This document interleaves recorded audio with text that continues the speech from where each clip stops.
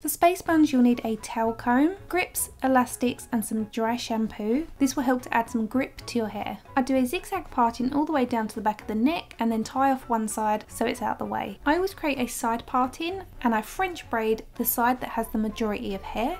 I like to do this because it adds some texture and it makes it look prettier. As I work back, I like to pull at the parting just to create more texture. And then once I reach the crown of my head, I like to pull the rest of the hair up into a ponytail. Tie that off with a clear elastic, create a matching ponytail on the other side and tie that off with an elastic. To create the bun, we are going to rotate the ponytail and then going to pull at that to create some shape before wrapping it all the way around and tucking the ends underneath the bun. Then you want to secure that in place with a couple of hair grips, and then do exactly the same on the opposite side. This one you want to continue to pull at the actual ponytail as you wrap it because this side has a little bit less hair because we have that side parting. And that's how I wrap my long hair into bunches.